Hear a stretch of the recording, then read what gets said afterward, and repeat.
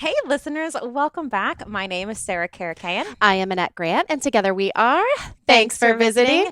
We've got an amazing episode coming your way today. We are going to open your mind so that you can be as accessible as possible in your short term rental, which means so many good things for all parties involved. But before we get to the episode, Annette, who are we sharing this week for our STR Share Sunday hashtag?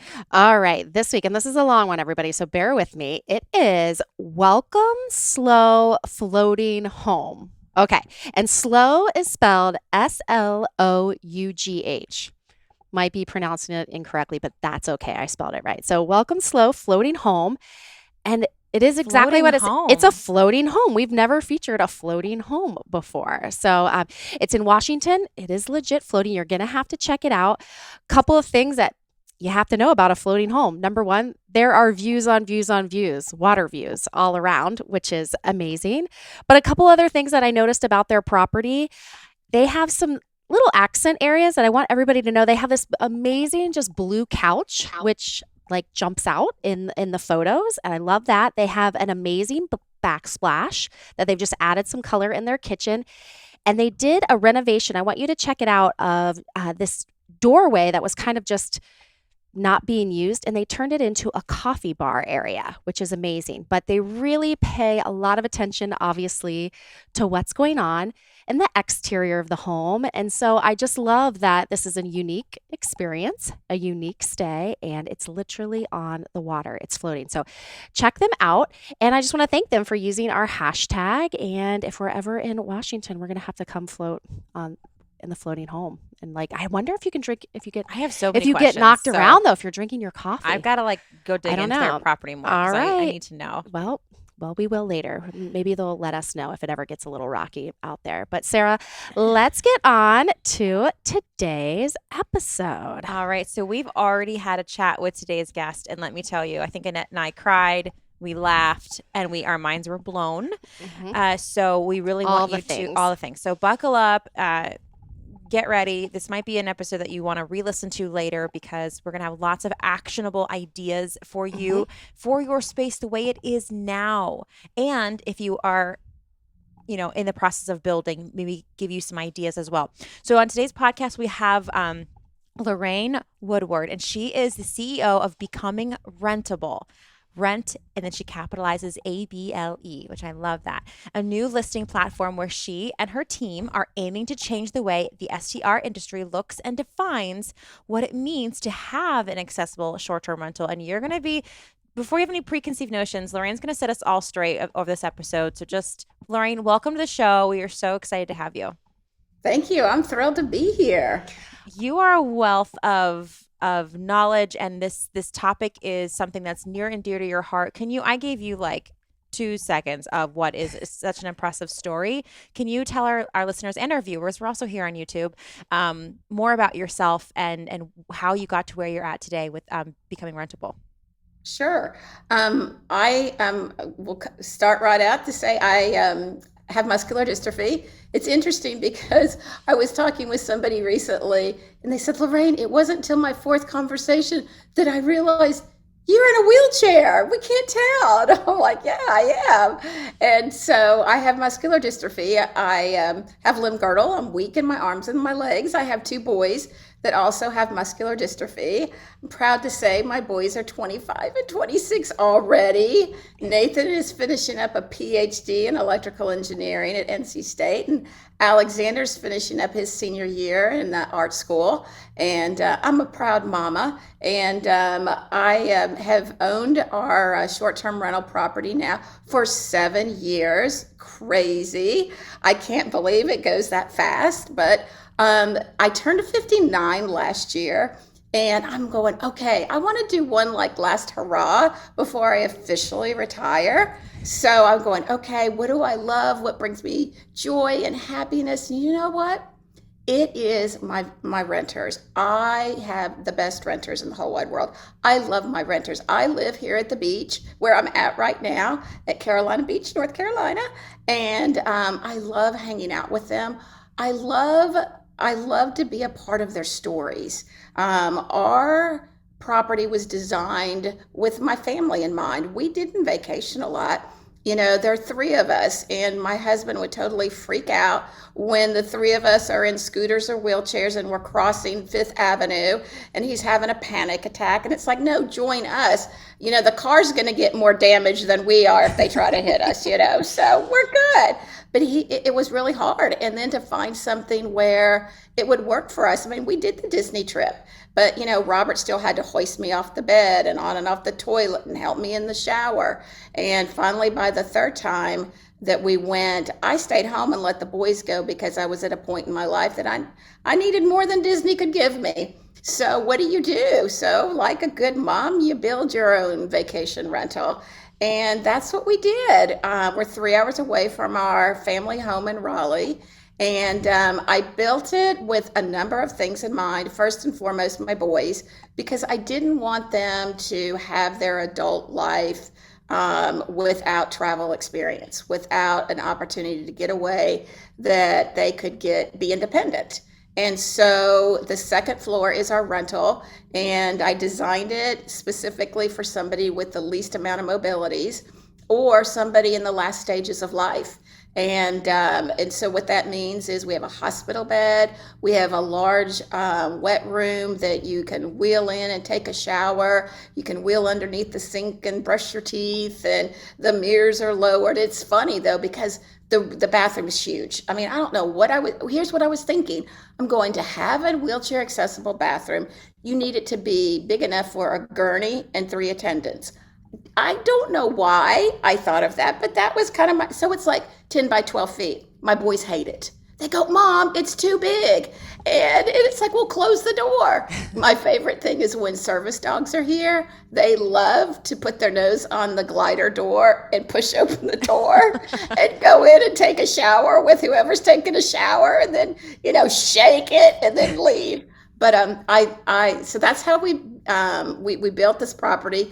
We have a third floor where I'm at now and where my family can come and we can enjoy and be here. And, I was amazed. My renters are from Canada. They're from California. They're from Texas. They're from Maine. They're all over. I'm like, why? Why are you driving 2.5 days to get here? And they were like, because there's nothing else like it. And it's like, no, there has to be. And they would say, no, there's not. And I'm like, yes, there has to be. So on that 59th year, I'm going, okay, what do you want to do? And it's like, I don't want other people to experience what my renters experience, the frustration in finding something, not finding something. So let's get the message out. Let's educate, because I believe through education, you can make change. So how can we change this industry so that more people can live their best life and enjoy it? And so again, like the gurney with the 3 attendants, my idea was a TV show. Sure, let's do a TV show. So that's what we set out to do, is a TV show. It's 13 episodes. It's 30 minutes apart. We tell a story. We have it all set up. We have our sizzle reel, but we haven't pitched it yet. And my team is like, are you ready to pitch it? No, we're not. Are you ready to pitch it? So we've been evolving to now this business as we know it as Becoming RentABLE. And I know our listeners are like, wait a second, I want to know more. Let's kind of rewind. So the home that you're in right now, you built that from the ground up for you and your family. Yes. Okay. And for our listeners out there that might be building something, when it's accessible like this, do you have a different set of architects that help you build this property? Is there something is this a normal builder that can help prepare a property like this? And these might be some naive questions, but I'm just going to put them out there because those are the things that are coming to my head. Like what is some of the stuff when you were going to the builder that you were like, I have to have XYZ in order for this home to be right for you to enjoy the beach? Right. Well, first of all, no, my builder had never built an accessible property in his life. Okay. We're building a second property that's a model property in Arkansas, and that builder has never built an accessible property before. So in both cases, they are going, in it with not having any knowledge. And that's the educational part that I love. I used, we have already built an accessible property. In fact, it's the model property that National Easter Seals uses. So we help write what it means to be accessible 21 years ago. So this has been a way of life. And I think of myself, it's like, okay, what do the boys and I need? We have mobility needs. That is what we are. Now, as we're looking at changing what short-term rental looks at and defines an accessible property, we've really broadened that scope. So we now look at properties that are wheelchair accessible, walker accessible, autism accessible, vision and hearing accessible. So when we built this house, it is specific to mobility. So first of all, you drive up, you need a hard surface. So you need to be able to get out of that van. And we're going to assume that it's me because, in life, isn't it always about us? Yes. So can Lorraine get out of the van? And so it's hard surface, no gravel, no packed this or that concrete. And then can I get to the front door? So that means it has to be wide enough. And for me, that's 36 inches. ADA today says 32 inches. We believe ADA is way outdated. It's 30 years ago. It's a guide, but it's not a guide that works for somebody like me. So we wanted the doors 36 inches. I needed to go in through the door to get to our property. So that means what we call a zero threshold entry. And that just means it's flat. You might have a little bumpity bump, to get in, but the bigger the bumpity bump, the harder it is. So you really want to make sure it's as flat as possible. Now in our property, you have a hallway that goes up a flight of steps to the second floor. You also in that hallway have a door that leads you to the garage where the elevator is. So when we have steps and we're building for mobility, we keep in mind, how do you get to that second floor? It can be by a chair lift. It's a device that's flat. You wheel on it, you push a button, and you go. And here we did an elevator. So I knew that. So I knew all my doors, interior and exterior, had to be 36 inches. So we taught the builder that because the builder was going for 32. We also put in glider doors because that's easier and more accessible. You don't have that turning radius to deal with when you open that door versus when it just slides back and forth. So that was important to me. We have 2 bathrooms, and because of space, one is fully wheelchair accessible and the other is not. We also put a tub in the other one, thinking about children and loving their baths. So we have a traditional bathroom, and then we have our accessible bathroom.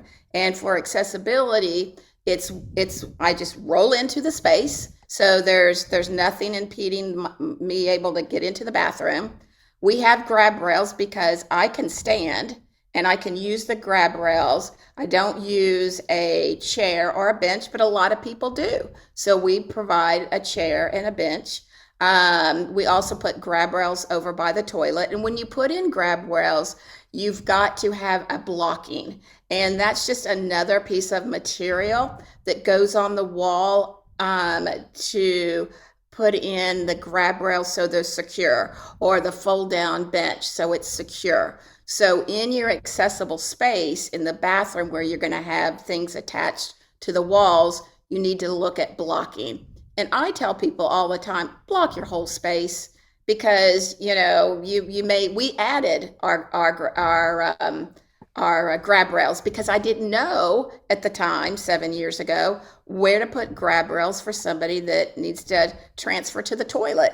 I don't transfer to the toilet. I have a little electric device that I sit on and it lifts me up to a standing position, and I transfer to my wheelchair. And so I didn't know that. So we added them a year later. Handheld showers. They're not only great for washing the dog and getting the kids, wiped off, but they're good for somebody that is sitting in a shower chair or a bench to wash off and be able to do it independently.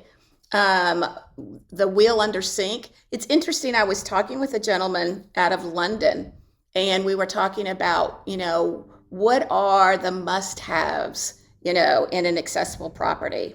And I said a wheel under sink. And Saren's like, no, I don't need a wheel under sink. I don't have one at my house. And it's like, I don't want to go sideways. He goes, it's been a way of life for me, so that's not important. So one of the things in designing a home, what is accessible to one person may not be accessible to the next. And so that's why we have this broadness that we advocate to include, because some people may need it and others may not.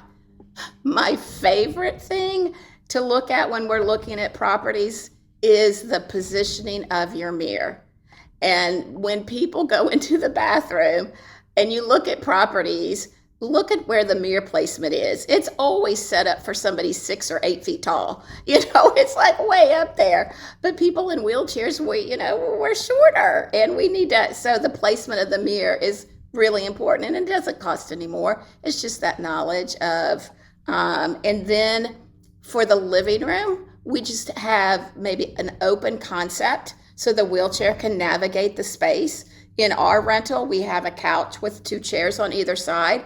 The wheelchair, there's not enough space for the wheelchair and the couch to be next to each other, but it can be right across from it. There's no furniture on the other side, and so you can participate in that conversation. You can do a 360 and dance the jig if you want to.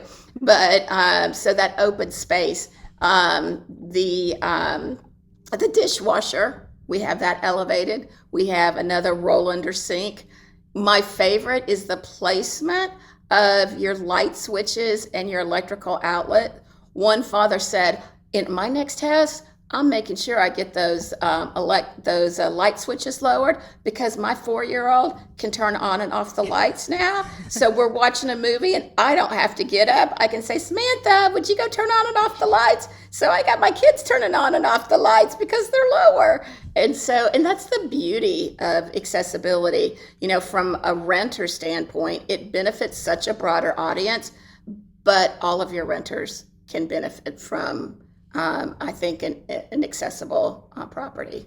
Well, that's the thing too so I want to go, there's so many things I want to unpack, Lorraine, but number one, can we go back to the comment you made that it still blows my mind? Because when we talked before, you said this, and I think about it constantly because my husband's an architect. And so, we've been talking, he and I have been talking about this too, is the fact that you said ADA is behind the times. Like, it's not what they deem accessible is not truly holistically accessible. Besides door widths, is there anything else you can think of that is just behind the times in terms of what they deem accessible? And maybe if you don't, maybe you can speak on, why do you think they're behind the times? Why aren't they catching up with the way you're really living right now?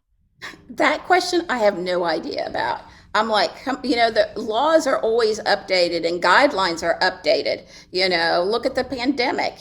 Those guidelines get updated every few weeks. Yeah. But what I think is really interesting about ADA, and kind of not a misconception, but it's not an understanding, and that ADA is required for hotels and motels in the United States. So if you have an accessible property under Title III and you have less than 5 bedrooms, you are not required by law to abide by these guidelines. It doesn't apply to you.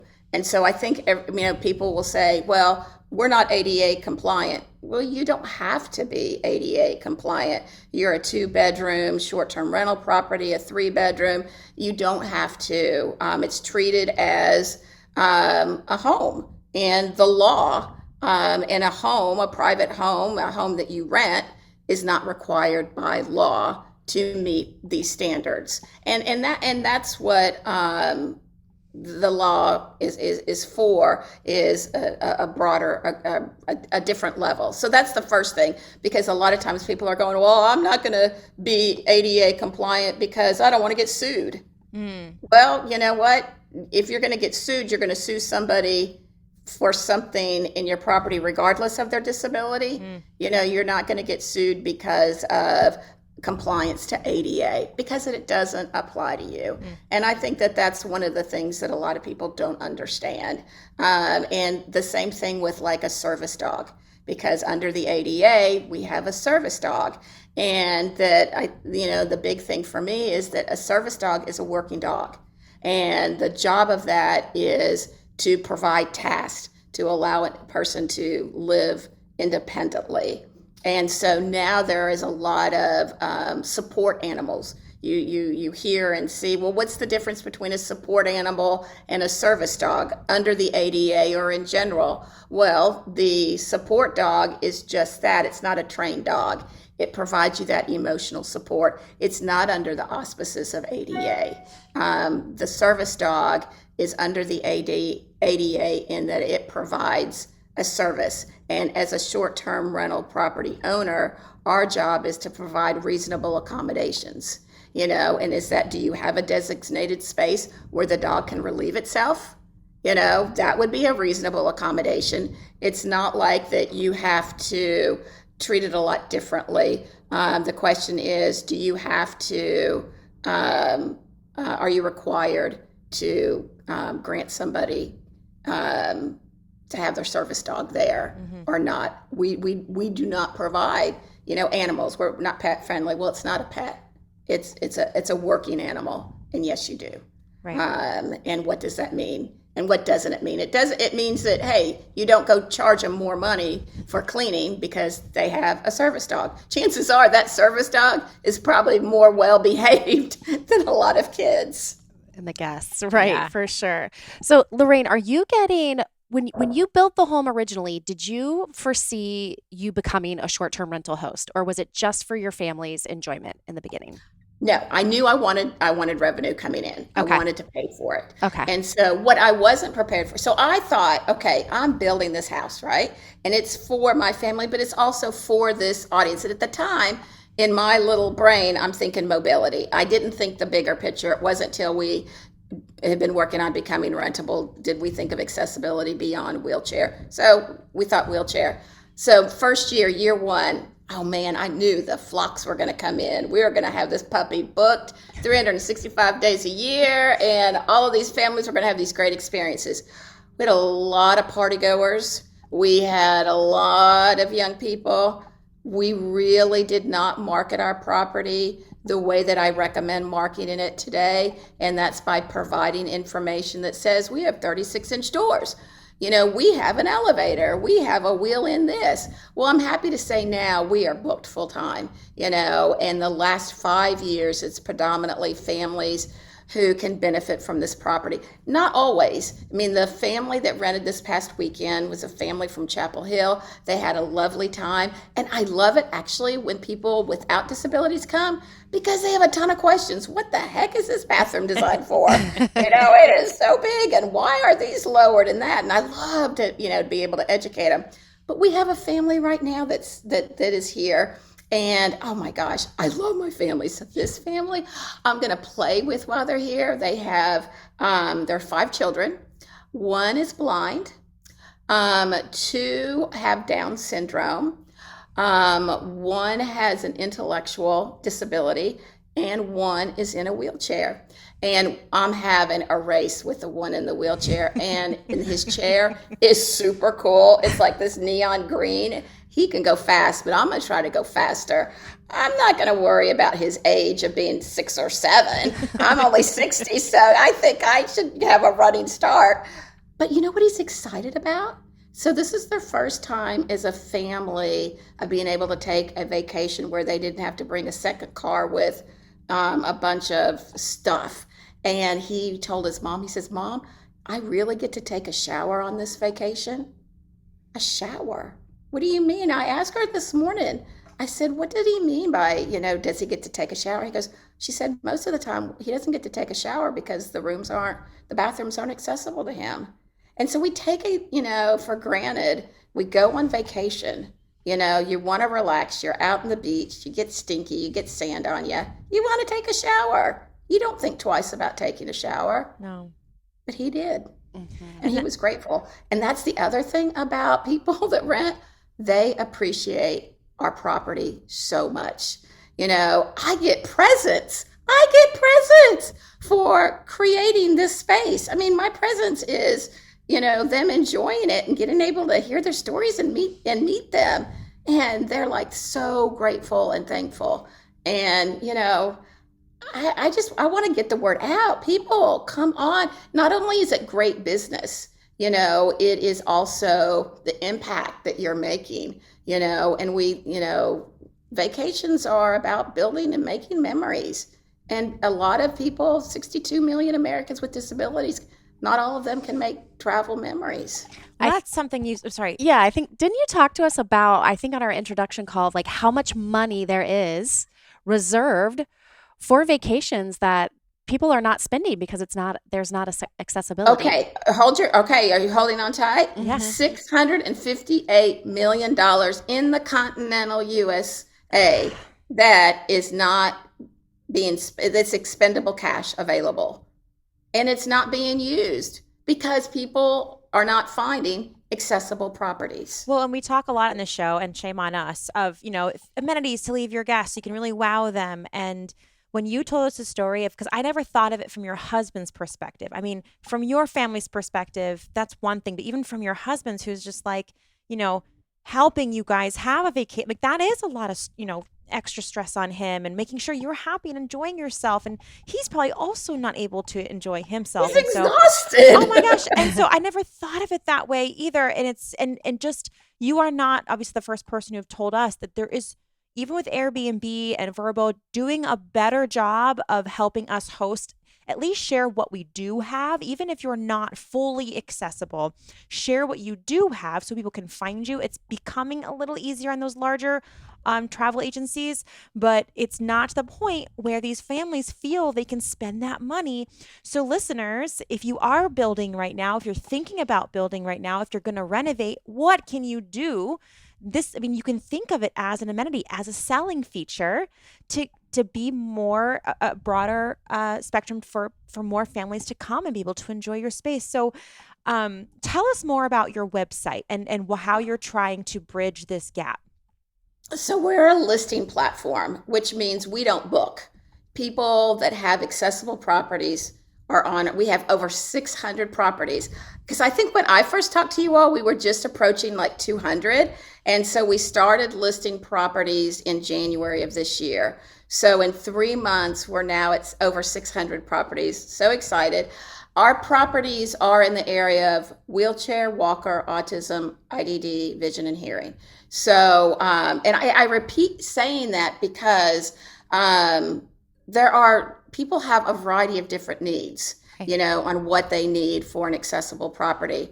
And so we realize that, again, what's accessible to me may not be accessible to you. So how do we determine what property that we're going to look at?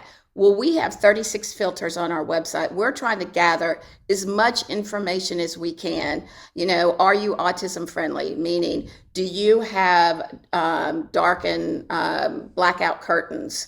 Do you have a quiet space where people with autism is a sensory disorder. So you want to think about your senses. Do you have odor-free cleaning supplies? So you think of your smell, you think about the lighting and affecting your eyes and your senses. So do you have a dimmer on your light switches so you can modify, how much light is in a particular room?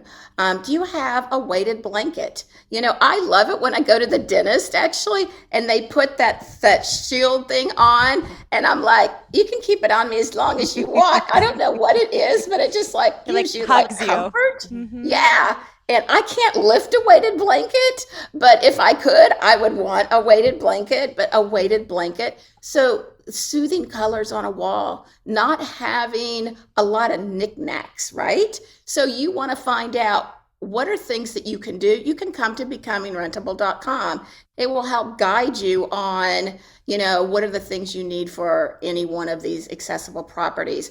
It also is like, Lorraine, you said a mouthful earlier, which I say a lot of mouthfuls, but I always use zero entry threshold. What the heck does that mean? I mean, I giggle at times when I hear those words. It just means when you go through a door, you don't get the bump or a step, right?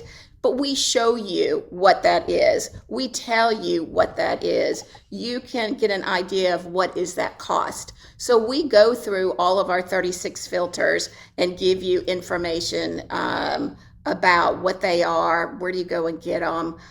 So we try to be a full service of information. And okay, everybody get ready. we have just started our certification program. I am so stoked about it. Because for me, one of the challenges before we built this place was finding accessible properties, because we would go on these large platforms and we would go through one property and 10 properties and 100 properties. A week later, 2 weeks later, not find anything. It's so frustrating of trying to find out what is accessible. And so on our platform, you can go and you can find and you can pull up the imagery and all of the filters and hopefully find what will meet your family's needs to have those little memories. Well, I love that spin on that, Lorraine. So, listeners, you can go there and find an accessible property, but you can also go there to learn about what kind of accessibility features you might already have. And let's recap really quick some things that people can do right now, which is put dimmers on your lights, get a weighted blanket, get blackout curtains, which I think everyone can like all of those Yeah, things. all guests would enjoy that for sure. Yeah. And that's just for autism. I mean, yeah. for visually impaired, a really easy one is, I'll tell you an easy one, is under counter lighting. You don't even have to have an electrician come in. One of my favorite devices for the vision and the hearing impaired accessibility is getting a clock that has a device that you put under the pillow. And I really want this for my 25-year-old. And when the doorbell rings or your alarm goes off, it vibrates to wake you up. There's even one that vibrates the whole mattress. So I totally need that but again, $50, and you have an element of accessibility for the vision and the hearing impaired. What I find also interesting lately is hotels are starting to designate hearing accessible properties because there are a number of things that you can do that don't cost a lot. You're thinking, one of my favorite stories is I think I told you all about meeting with a group of investors that said, Lorraine, will you look at our properties? I said, sure. It's a mountain resort community. And I did. And they said, did you see our accessible property? I said, yes, I did. Is it accessible? No, it's not.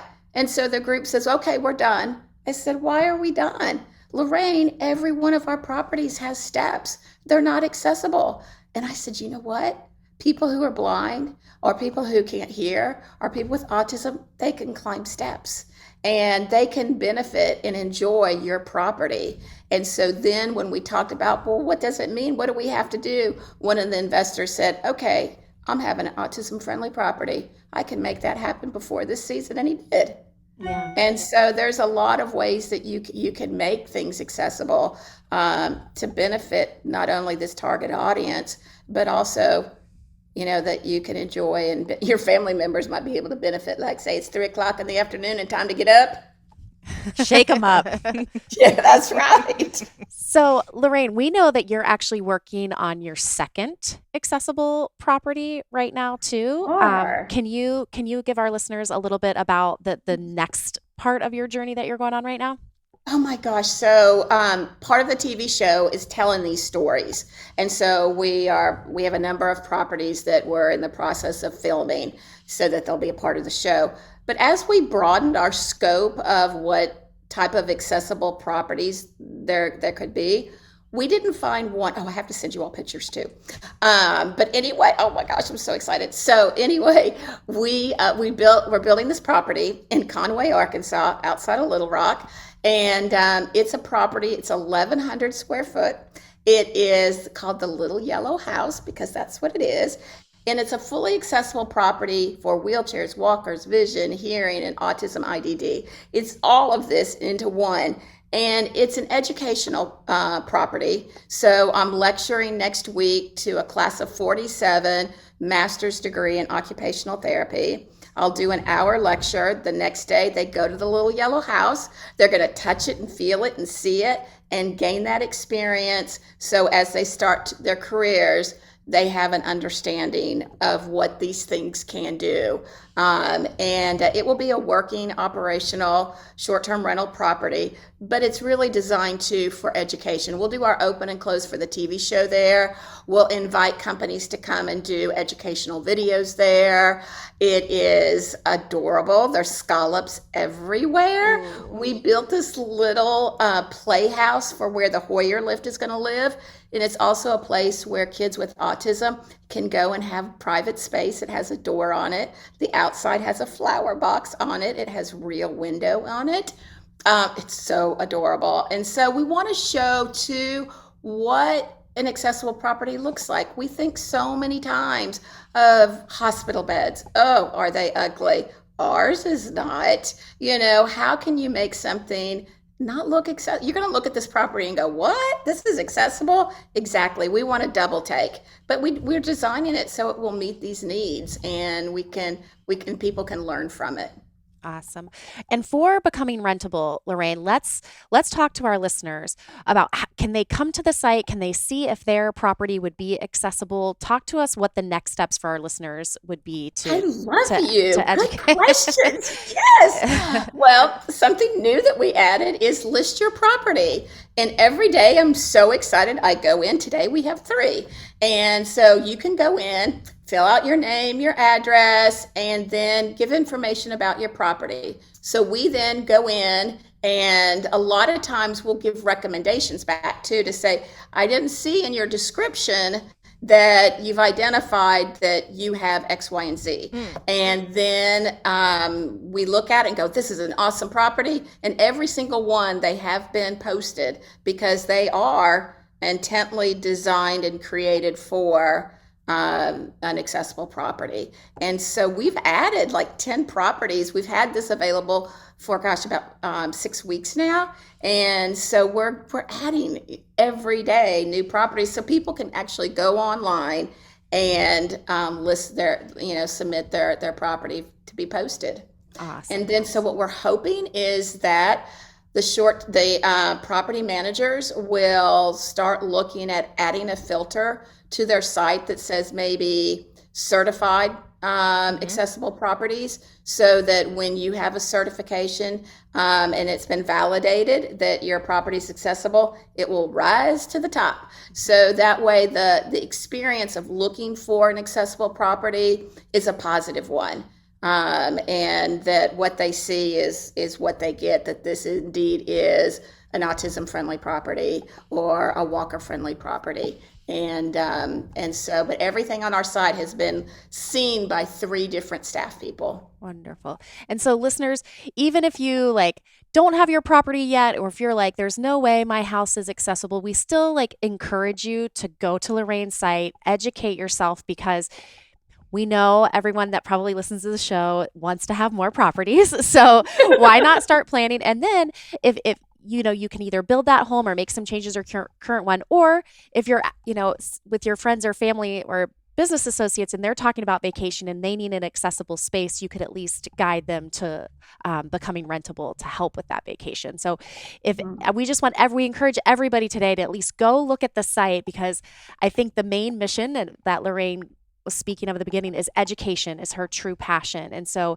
if everyone can just take a few minutes to go to her site and become familiar with Becoming RentABLE, we would be very thankful for that. Listeners, and let's say you're not, let's say your home is your home. You're going to add the dark out curtains. You'll add a few elements that you can add. You're like, that's what I can do. What you can also do is chat when you talk about short-term rentals with your friends who are interested. When you have a conversation with your guests, I think what Lorraine and Annette and myself need you to do is just talk more about those families who are not thought of, who are having not a great time on vacation, or they don't go because they simply can't enjoy themselves. So let's just talk about those families more, those experiences more. As hosts, even if they're not our guests, they are someone's guests, or they are people we would love to have as guests. So we need to think about those people too. And something that we all can do is just chat about this topic and and let's blow it up. Let's make it huge. Let's get the conversation going. Absolutely. And I think what also is, we're talking 26% of the United States has an identifiable disability. Well, usually when you travel, let's say you're an average family of 4. So now we're not looking at just 62 million Americans, but 244 million Americans. Right. And then we have our temporary disabilities. 9 out of 10 of us will have a short-term disability at some point in our life. And you might have a hip replacement. You might be pregnant and that you're having a hard time with your trimester pregnancy, and you need a higher commode. You cannot lift your leg to go over that step, and you need this. So there are times that all of us could potentially enjoy and benefit. Gosh, my son broke his leg and he's using crutches. So again, the benefits are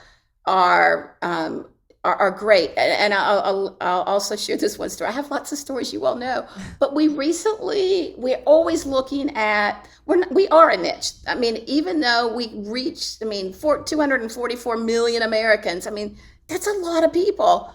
We reached out to Mayo Clinic. We reached out, of course, to Duke Children's Hospital. We did Mount Sinai. We did St. Jude's Hospital. Cleveland Children's Hospital. We went and we reached these different groups to find out through their concierge service, what is your need for short-term rentals? And that is a huge issue. People are coming into these medical facilities. A lot of times they have to come in the night before, or they have to stay in the area a day or two after a procedure. Where do they go? Particularly since COVID, there's a reluctancy to go to hotels and motels and wanting that short-term rental, but the inventory isn't there. It's a constant issue. In fact, we had such a great response from Mayo Clinic that they want to meet and see what they can do to work with us so they can fill that need. And that is a need that exists for all of these hospitals 12 months out of the year. So you're looking at building your inventory. Yes, there is great places for vacations, but there's also great needs in these communities, particularly with hospitals. So it's really amazing. The other area that we reached out to were sports groups, the wheelchair basketball, the wheelchair tennis, the wheelchair curling group.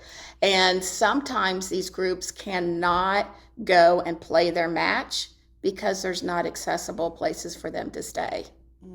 And that's very sad that they cannot enjoy that part of their leisure activities because of lack of short-term rental properties. I'm going to ask a question that I'm thinking a lot of listeners have. Lorraine, what kind of insurance do I need to have? Like, I'm nervous. There's going to be wheelchairs in my place. I might have hospital beds. I might have an elevator. Is this more liability for me? I'm just going to put it out there. Is it going to cost me more money? Nope. Okay. I spent more money on the party goers who stood on the settee and fell through the settee. Yeah. More cleaning up after vomits than I did from a mom blending the child's food in the kitchen so that it can go down their feeding tube. So our insurance is like any other insurance. Awesome. And we've had minimal issues. Except me, I leave skid marks everywhere. My husband's like, Lorraine, and I'm like, I just don't know my surroundings. And there's little black marks everywhere, and every year we repaint, not because of my renters, it's because of me not realizing my space. But no, I have no more insurance than you would have. Gotcha. And honestly, the truth is, I've spent more money on my renters that don't have disabilities than I do. I don't get presents from my non-disabled people. Right. Not the presents all that you about want. my others.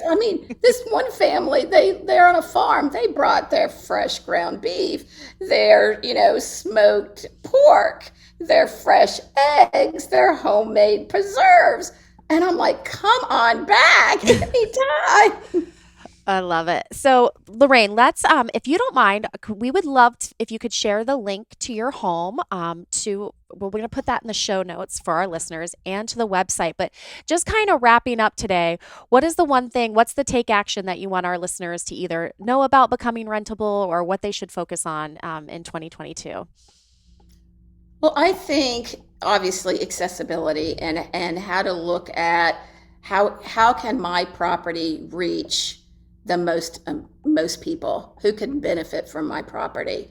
And if you want to learn more about that, definitely come to becomingrentable.com. And if we don't have that information, I'm a click away. Just contact Becoming Rentable, and I'll get you covered. But it's really exposing yourself to the idea of what it means, and what it means is providing people an opportunity to enjoy a vacation, going to an college alumni event, visiting your family, and feeling good that you're providing memories that they may not have if you didn't provide that information or accommodations on your property. Lorraine. Okay, and then okay.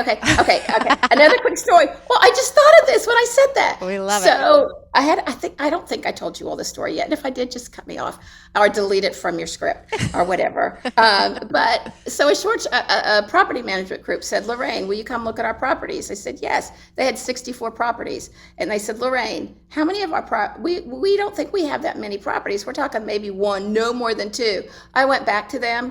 We are certifying 11 properties. Nice. 17% of their inventory is now going to be able to be marked. They were going, we had no idea.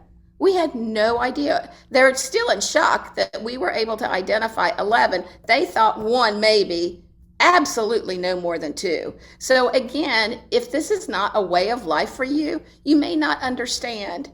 You may not see these elements that I look at that go, wow, I can enjoy that space. You just see the HGTV beautiful spa bathroom that you just had done. And I look at it as, oh, baby, there's a 5-foot radius for me. There's a wheel-in shower. The mirror is right there. I'm good to go. And so, again, it's providing that education and knowledge about what does it take? What does it mean? Since the Becoming Rentable website, are you excited to maybe travel a bit more and visit some of your listings? Well, you know what? It's kind of sad. So I was a speaker at the VRMA Spring Conference in Chicago yesterday, and I'm just honored and thrilled to be a part of it. But I couldn't get there because their hotel was not accessible, and so they have platform beds. And because I physically cannot get on a bed and off a bed by myself, I have to have a Hoyer lift. And to have a Hoyer lift means that you have to put the bottom of the lift underneath the bed so that you can swing around and hoist me up and down. They don't have that. And there were no accessible short-term rentals in the area. So I was there via Zoom. And so it kind of made me really sad, and I can find myself getting emotional about it because I'm not able. Everybody was like so excited to be there and network and build their business, and I'm like, I want to build my business. I want to meet these people. I want to hug these people. I want to say thank you. I want to say hello, and I couldn't do that. And I'm still not able to go to Santa Fe yet. I want to go to Santa Fe. I do want to go to Chicago. I love Chicago pizza. I mean, it is good. like, I even ordered it one time and it's like, no, it's not the same. And so I do look forward. I'm most excited about my boys. I really want them to have a different kind of life than I had, and a different kind of life than they had growing up. They had a great life and an awesome mom, no doubt about that. But I want them at 26 to go, I want to go to Colorado. And it's like, go to Colorado. And I can't. And Alexander's at an age now that he needs to be lifted a lot out of chairs. And so I see muscular dystrophy is it's a deterioration of the muscles in your body. So what I could do 10 years ago, I can't do today. So once you lose it, it's gone. It's not anything that you can build back up. And it's not like in MS where you have acerbations where a period of time you might not be able to see, and then you have the connections and you can or you can't walk. This is after you lose it, you lose it.